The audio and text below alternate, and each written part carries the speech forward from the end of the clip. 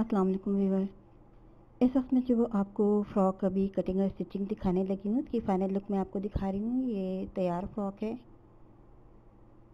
और ये umbrella cutting का फ़्रॉक है। इसके लिए मैंने तकरीबन 2.5 मीटर कपड़ा लिया है और गोल योक है। इसके अंदर फ्रिल लगा हुआ है। स्लीव्स में भी ये मैंने इलास्टिक लगी हुई है, फ्रिल लगी हुई है। इसकी आप फ़ाइनल लुक देख सकते हैं इसके। अब मैं आपको इसकी कटिंग और स्टिचिंग भी साथ अभी दिखाती हूँ।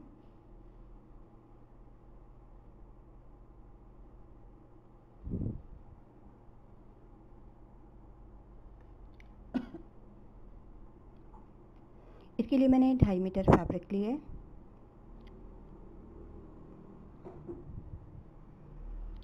ये देखिए, इसको मैंने डबल फोल्ड किया हुआ है। ये मैंने इसकी लेंथ 31 इंचेस ली है। 31 इंचेस इसकी लेंथ है और इतनी इसकी चौड़ाई है। 2 पीस इस तरह से लेने, या हमें 31 इंच लंबाई के 2 पीस इस तरह से लेने की चौड़ाई भी उतनी ही होनी चाहिए। चौकोर पीस लेने हैं, उसको डबल फोल्ड करना है। दोनों हिस्से फ्रंट बैक इकट्ठे कटिंग होंगी। अगर हम इससे छोटा करना चाहें तो हम इसकी लंबाई चौड़ाई जो है 31 की जगह 28 भी कर सकते हैं। हमें और बड़ा साइज़ करना है तो हम उसी हिसाब से लंबाई चौड़ाई बढ़ा सकते हैं। अगर हमारी चौड़ाई कम हो तो हमें इसमें जोड़ डालकर उसकी चौड़ाई पूरी करनी होगी, यानी चौकोर पीस लेने होंगे।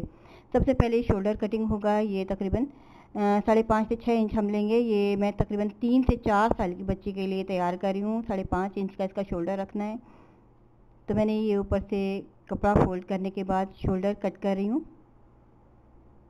ये पूरी जो फ्रॉक है ये रेप वाला फ्रॉक है।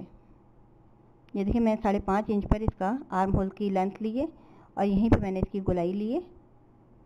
ये मेरा आर्म होल का निशान लग गया है। इसको मैं कटिंग कर लूँगी। क्योंकि ये रेप वाला है, मुझे बारी बारी एहतियात से कटिंग करना है, क्योंकि रेप वाले कपड़े बहुत ज़्यादा दाएं बाएं हिलते रहते हैं।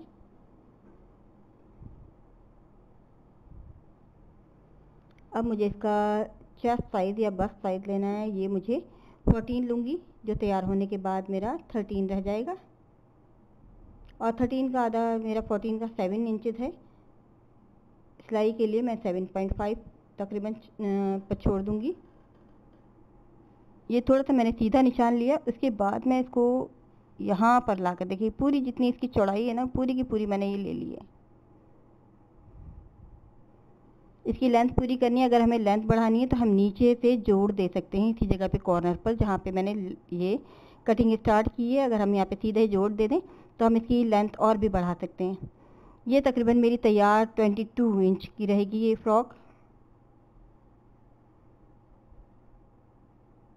अब देखें, अगर मुझे 20 रखना है यहाँ पर से भी 20, तो ये मेरा 22 इंच मेरा पूरा, ये यहाँ से पूरा हिसाब 22 इंच का बन रहा है। तो मुझे हर जगह से 22 इंच रखना है। ये देखें, इसको इस तरह से हम चौक से बैलेंस करते जाएंगे। निशान 22 इंच पर ही लगाएंगे हर जगह से।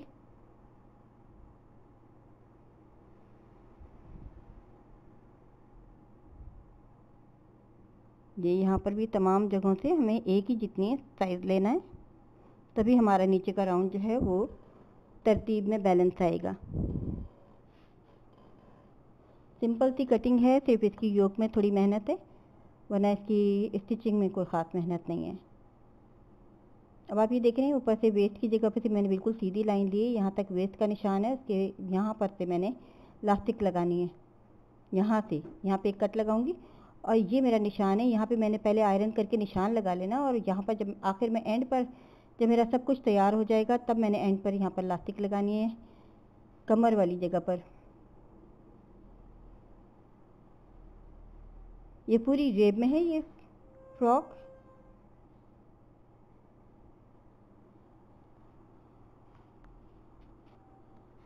इसकी नेक लाइन मैं 2.5 इंच पर रखूँगी चौड़ाई।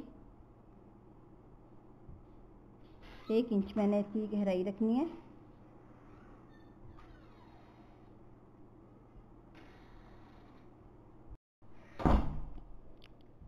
इस तरह से मैंने बैक नेक कटिंग कर ली है और फ्रंट की नेक की कटिंग मैं थोड़ी सी और ज़्यादा गहरी करूँगी। 1 इंच की ये मैंने बैक से और 2.5 इंच चौड़ाई यानी 5 इंच चौड़ी ये नेक लाइन है। 1.5 इंच मैंने और गहरा लिया है, यानी 2.5 इंच की गहराई की नेक लाइन है, ज़्यादा गहरी नहीं है, चौड़ाई में थोड़ी सी ज़्यादा है। इसके लिए जो मैंने फैब्रिक लिया है थोड़ा सा सिल्क टाइप का फैब्रिक है, रेशमी फैब्रिक है, कॉटन नहीं है। कॉटन पर भी हम बना सकते हैं। थोड़ा सा मोटा स्टफ है ये। अब मैं इसकी योक कटिंग करूँगी। जो ऊपर का कॉलर है वो कॉलर को कट करना है। मैंने इसको 4 फोल्डिंग किया है इसी तरह से, डबल, फिर एक दफ़ा और डबल। अब ये देखना है कि हमें गहरी हम इसको योक कर रखना चाहेंगे। यहाँ तक मेरी नेक लाइन कट होगी। अब ये टोटल 6 इंच है, 2.5 इंच की इसमें नेक लाइन है, तो 3.5 इंच की नीचे से ये गहराई रहेगी योक की। जितना हम चौड़ा रखना चाहें, ये 6 इंच का है। छोटी बच्ची होगी तो हम 5.5 इंच, 5 इंच, इसी हिसाब से हम थोड़ा थोड़ा कम करेंगे, हाफ इंच कम करेंगे। और अगर बड़ी बच्ची को हम करते जाएंगे तो इसी तरह से हम हाफ इंच बढ़ाते हैं, बहुत ज़्यादा नहीं बढ़ाएंगे, बहुत ज़्यादा फ़र्क नहीं होता इन चीज़ों में। अब जितना ये चौड़ाई शोल्डर है वहाँ से वहीं तक हमें योक लेनी है। योक की चौड़ाई हमें शोल्डर के हिसाब से लेनी है। जितना बड़े बच्चे का शोल्डर होगा उसके हिसाब से हमें योक कटिंग करना है। 6 इंच की इसकी चौड़ी है ये योक, और फ्रंट साइड मेरा 2.5 इंच की गहराई होगी, तो ये टोटल नीचे से 3.5 इंच का रहेगा नीचे से योक। अब मैंने अंदाजे से इसको गोलाई ले लिए, और ये आपने देखा मैंने पूरा शोल्डर का साइज रखा है। इसमें फ्रिल लगेगी, फ्रिल जो होगी वो शोल्डर से बाहर की साइड पर जाएगी लगने के बाद। जिस तरह की मैंने योक कटिंग की है बिल्कुल इसी तरह की हमें एक लाइनिंग कटिंग करनी है कॉटन पर। अब आप देखें ये एक पीस जो है मेरा ये फ्रंट का है, इसमें ये जो मेरी नेक गहरी है, इसी तरह से ये जो मैंने राउंड योक कट की है इसकी भी एक साइड मुझे गहरी करनी है, जो मैं फ्रंट साइड पर फिट करूँगी।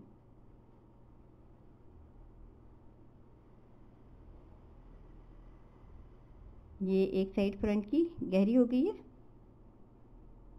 बैक साइड को मैंने ओपन रखना है, इसमें जिप लगानी है।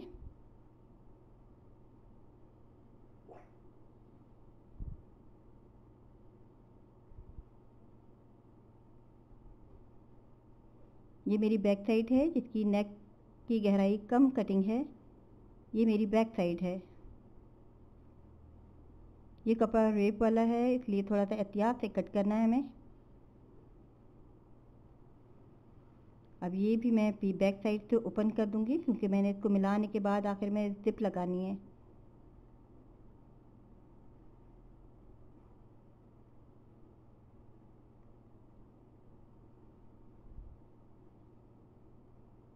अब ये फ्रंट साइड का आर्म होल है, इसको भी मैंने इजाफी कटिंग करना है हल्का सा, इससे फिटिंग अच्छी आती है। ये तकरीबन 3 से 4 साल की बच्ची का साइज़ है, मैं एक दफ़ा फिर बता रही हूँ आपको।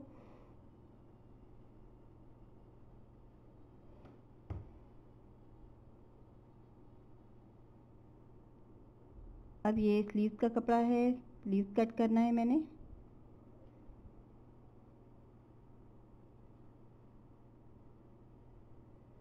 चौड़ाई मुझे 6 इंच चाहिए,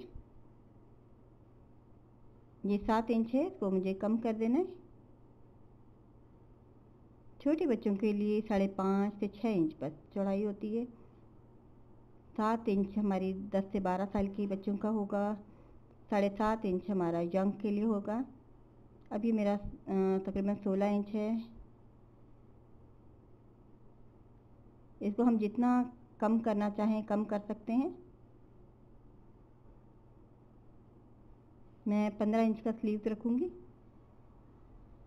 ऊपर से सिलाई होगी, नीचे से सिलाई होगी, कुछ चुन आएगी तो ये 1 इंच और कम हो जाएगा।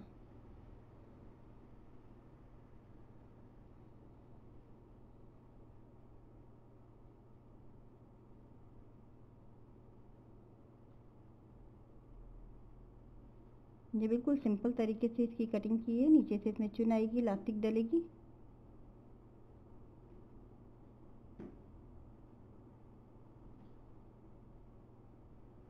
इस तरह से ये कटिंग कंप्लीट हो गई है। अब मैं आपको इसकी स्टिचिंग दिखाती हूँ। ये सबसे पहले मैंने एक पट्टी जो मैंने फ्रिल बनानी है योक में लगानी है, 2 इंच चौड़ाई के लिए है कि मैंने पिको कर लिए, यानी कि किनारी मैंने मोड़ लिए। अब मैं इसमें चुने देकर दिखा रही हूँ। अक्सर हमारे व्यूअर्स पूछते हैं चुने किस तरह डाली जाती हैं। तो चुने डालना बहुत आसान है। यही सेम तरीका है। हम 2 उंगलियों की मदद से पीछे की तरफ थोड़ा थोड़ा कपड़े को धकेलते रहते हैं और ये चीज़ें एकदम से नहीं आती, बिल्कुल प्रैक्टिस से आती हैं। थोड़ा सा हमें प्रैक्टिस करना होगा छोटे छोटे पीसेस पर, तब हमें ये आसानी के साथ ये आ जाती है। ज़्यादा मुश्किल काम नहीं है, बहुत आसान है। इस तरह की चुनें डालनी बहुत आसान होती हैं। हमें जल्दी से अगर कपड़ा सीना है तो हमें इसी तरह की चुनों की आदत डालनी चाहिए। धागे वाली चुनों में एक नुकसान होता है कि अगर हमारा दरमियान में धागा टूट गया तो हमें पूरे नए सिरे से दोबारा सिलाई लगानी होती है। अब ये देखिए मेरी तैयार हो गई है ये चुनों वाली पट्टी। अब ये मैंने लाइनिंग का भी एक योग तैयार की हुई है और ऊपर से मैं इस फ्रिल को इसके ऊपर फिट करूँगी। पूरे राउंड पर जो गुलाई वाला मेरा हिस्सा है, बैक से स्टार्ट ले रही हूँ मैं और ये इस राउंड को पूरा सीते हुए वापस उसी जगह पर बैक पर आना है।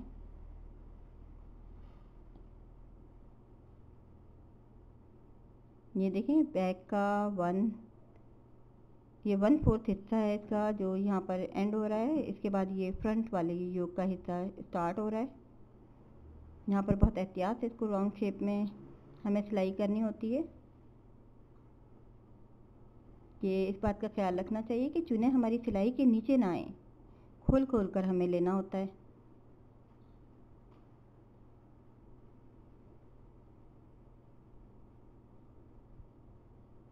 ये पूरा राउंड है ये।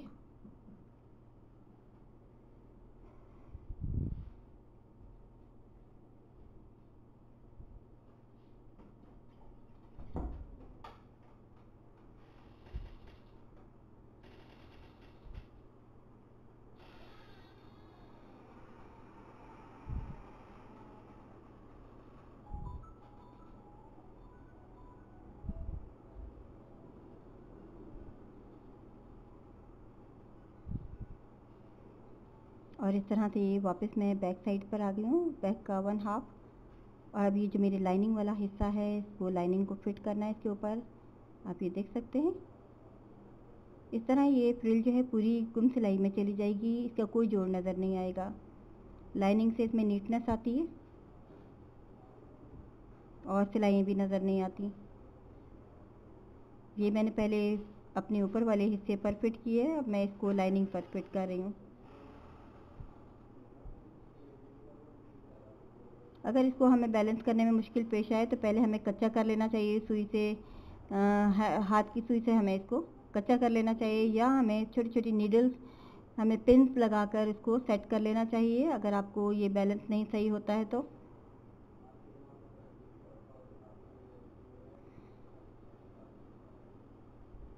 एहतियात से हमें ये पूरा पूरा आना चाहिए, ये घट बढ़ ना जाए, कभी ऐसा ना हो कि ये ऊपर का छोटा पड़ जाए या बड़ा हो जाए। हमें ये ध्यान से लेना होता है, हमें पूरा पूरा साइज़ चाहिए होता है वरना झूल आ जाएंगे। अगर ये ख़तरा हो कि हमारा पूरा नहीं आएगा तो हमें पहले इसको पिन्स की मदद से सेट कर लेना चाहिए। ये देखें ये मेरा बिल्कुल पूरा पूरा आया है।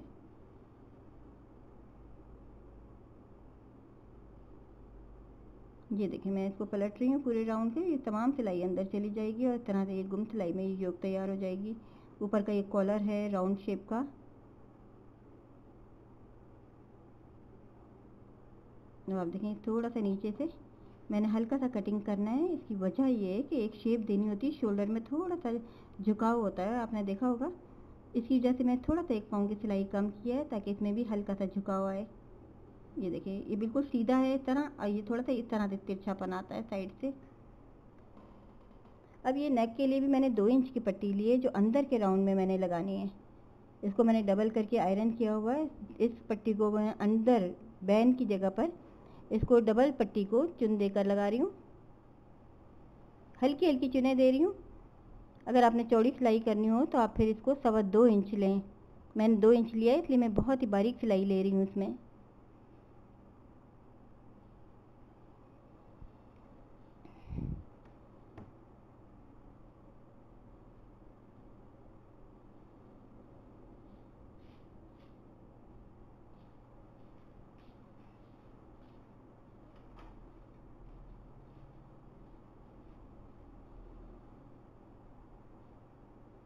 अब जितनी हमारी दरमियान की नेक है इतनी ही मैं चुने देने के बाद बाकी पट्टी को छोड़ दूँगी।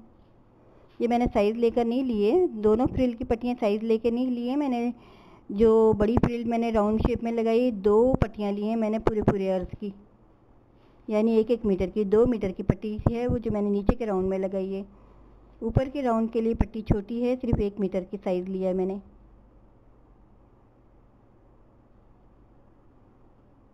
अब आप देखें बिल्कुल सिंपल तरीके से अंदर की साइड पर लगा रही हूँ, और आपको ये दिखाऊंगी मैं कि जब ये योक के साथ फिट होगा, ये नेक के साथ, ओरिजिनल नेक के साथ, तो ये भी गुम सिलाई में चली जाएगी, तमाम की तमाम सिलाई।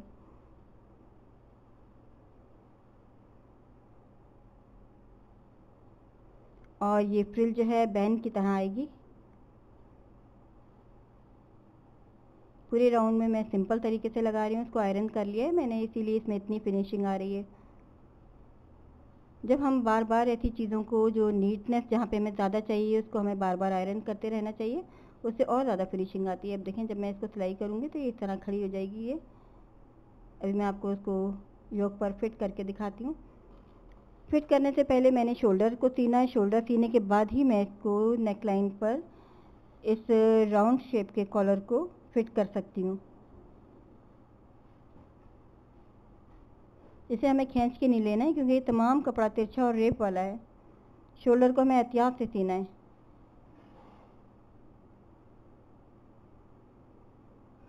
अब ये देखिए, मैंने इसको उल्टी साइड पर रखा है। आप ये देखिए, सिलाई आपको नज़र आ रही होगी, इससे समझ आ रहा है कि ये उल्टा मैंने इसको नेक को रखा हुआ है। अब इसी तरह ये कॉलर वाले हिस्से को भी मैंने उल्टा रखना है। ये लाइनिंग वाला हिस्सा ऊपर आया है। आप ये देखें, दोनों हिस्से, जो फ्रॉक की नेक है वो भी उल्टी है, और जो कॉलर है वो भी उल्टी है। लेकिन जब मैं इसको पलटूंगी सीधी साइड पर, तो ये दोनों चीज़ें सीधी हो जाएंगी, यानी सीधी साइड पर सीधी कॉलर का हिस्सा आएगा।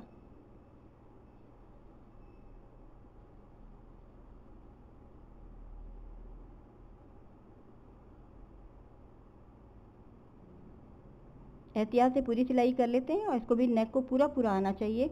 और अगर हमें ये ख़तरा हो कि नेक छोटी बड़ी ना हो जाए हमारे कॉलर के साइज़ से, तो बेस्ट ये होता है कि जो बिगनर्स होते हैं स्पेशली, कि वो या तो नीडल की मदद से इसे कच्चा कर लें, या फिर इसमें पिन्स वगैरह लगा के उसको सेट कर लें, ताकि ये कहीं से भी छोटा बड़ा ना हो। अब ये गोलाई वाले हिस्सों में छोटे छोटे मैं कैंची से कट दूंगी, ताकि जब मैं इसको पलटूं तो इसमें कहीं से भी खिंचाव पैदा ना हो।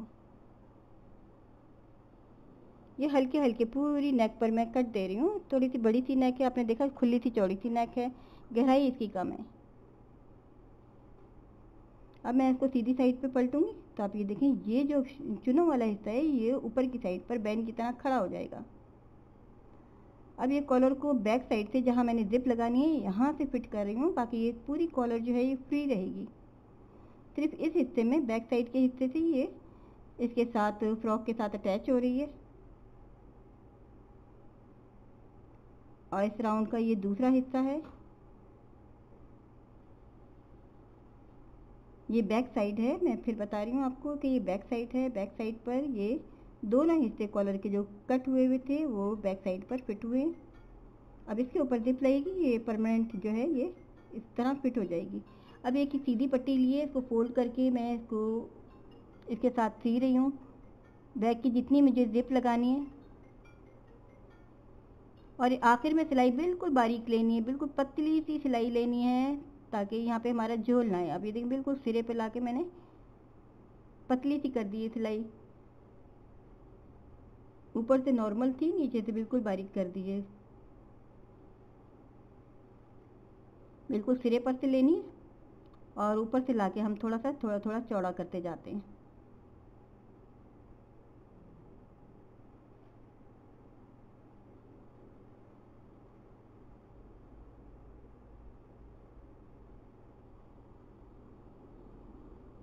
ये फालतू कपड़ा मैंने कट कर दिया है, ये फ्रिल को मैंने छोड़ दिया है। ये जिप के अंदर इसी तरह से आ जाएगी। ये देखिए, इन पट्टियों को अगर हम चाहें तो ओवरलॉक करा सकते हैं, ताकि हमारे धागे ना निकलें। और इस पूरी पट्टी को मैंने अंदर की साइड पे की है, और ये मेरे पास जो जिप है, आप ये देखें पूरी जिप है। इसी एक साइड खोल लेंगे, और इसको पूरा पूरा जो इसका जो लॉक है, लॉक को बिल्कुल मैंने इसके सिरे पर रखा है, फालतू कपड़े को ऊपर की साइड पर निकाल दिया है।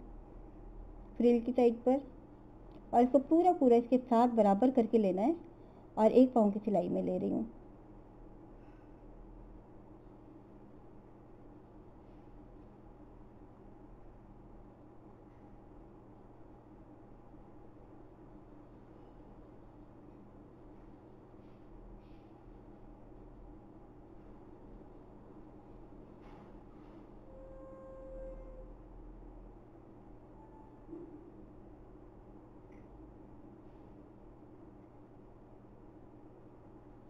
अब इसको दोबारा यहाँ पर मैंने बिछाया है, और नीचे से आपने देखा मैंने बिल्कुल सिलाई बारीक की थी।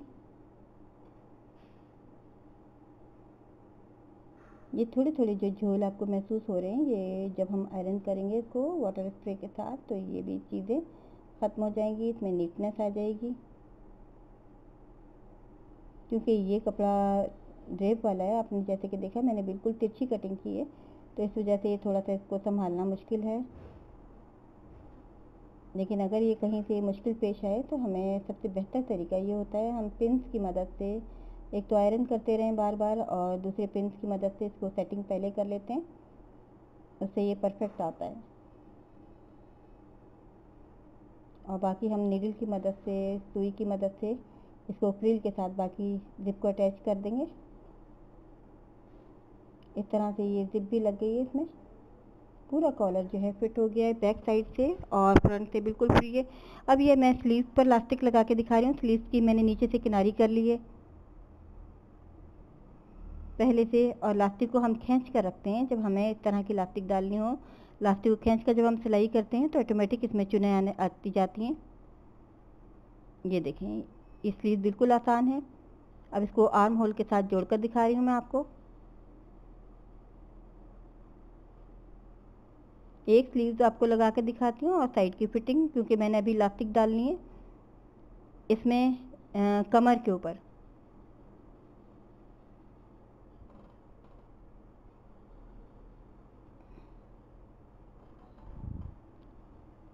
इस तरह से ये एक स्लीव जुड़ गया है। अब मैं इसकी एक साइड की फिटिंग करूँगी, दूसरी साइड को मैंने अभी नहीं टच करना है। ये कमर पर जब इलास्टिक डलेगी वेस्ट पर, तब मैंने दूसरी साइड आखिर में सीनी है।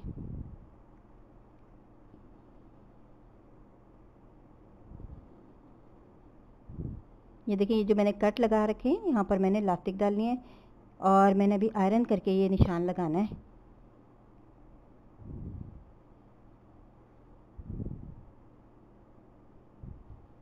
ये देखिए, मैंने आयरन से पूरा वेस्ट के ऊपर निशान लगा लिया है। अब ये पट्टी है मेरे पास तकरीबन 1.5 इंच की, 1.5 पौने 2 इंच की। अब आप ये देखें, बिल्कुल निशान के ऊपर रख कर मैं इस तरह से सिलाई कर रही हूँ। अगर आपको और ज़्यादा नीटनेस की ज़रूरत हो, पहली बात तो ज़रूरत नहीं है। अगर आपके धागे नहीं निकल रहे हैं तो हम इसी तरह पट्टी को फिट कर सकते हैं।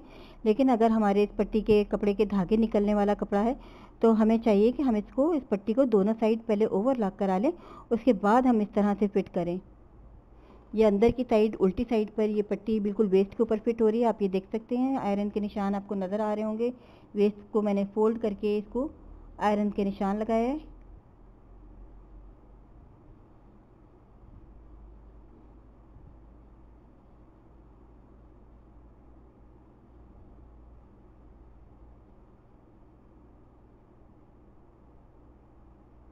और इस तरह इसी निशान पर लाकर इसको सिलाई को ख़त्म किया है। अब मैं यहाँ से आपको इलास्टिक दिखाती हूँ कि इलास्टिक मैंने अंदर रखकर डायरेक्ट इसके साथ सी देना है।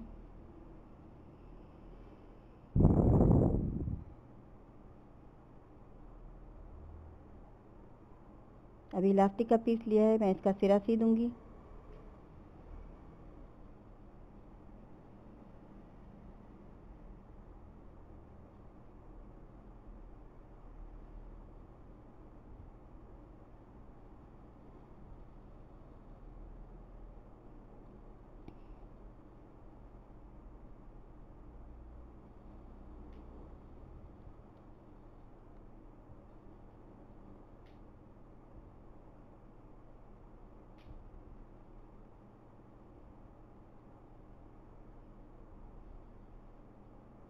और आप ये देखें, ये वेस्ट के ऊपर इलास्टिक डालनी बहुत आसान है। इसी तरह से अगर हमारे पास आयरन का निशान लगा हुआ है, तो हम इसी तरह पट्टी नीचे रखकर लास्टिक को दरमियान में रखकर हम लोग सी देते हैं। उसके बाद हमें लास्टिक को इतना खींचना है जितनी कि हमें खींचने की ज़रूरत है।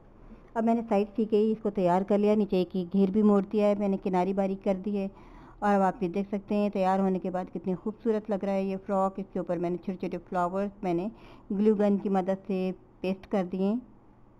कुछ भी अगर आपको एम्ब्रॉयडरी आती है तो आप एम्ब्रॉयडरी कर सकते हैं, या किसी कोई अगर आपके पास ऐसी कोई पैचेज़ या कोई ऐसी खूबसूरत चीज़ें हैं तो वो भी आप इसमें ऐड कर सकते हैं। तो आप ये देखें ये कॉलर बिल्कुल फ्री है, बिल्कुल अलग से है। अंदर की साइड ये सिला हुआ है गुम सिलाई में, हर तरफ से गुम सिलाई है। मैं आपको ये दिखाती हूँ कि इसकी सिलाई ये देखें, ये इस तरह से सिला हुआ है। मैंने उल्टी साइड सिया था, सीधी साइड पलट दिया। उल्टी साइड पे सिला था तो सीधी साइड पे पलटने के बाद ये बिल्कुल इस तरह से परफेक्ट शेप आ गई है। और क्योंकि इसमें बहुत ज़्यादा रेप थी, ये ऊपर से कोन शेप में था, तो आप ये देखिए नीचे से घेर बहुत ज़्यादा है, योक में हल्की हल्की चुनाई है। और इसकी शेप देख सकते हैं आप, काफ़ी खूबसूरत लग रही है। अगर आप बनाना चाहें तो इसको कॉटन पर प्रिंट में भी बना सकते हैं, कॉटन पर बना सकते हैं, समर में के लिए हम लॉन पर बना सकते हैं। मुख्तलिफ जिस कपड़े पर भी बनाएंगे डिज़ाइन खूबसूरत लगेगा। उम्मीद है आपको डिज़ाइन ये पसंद आया होगा।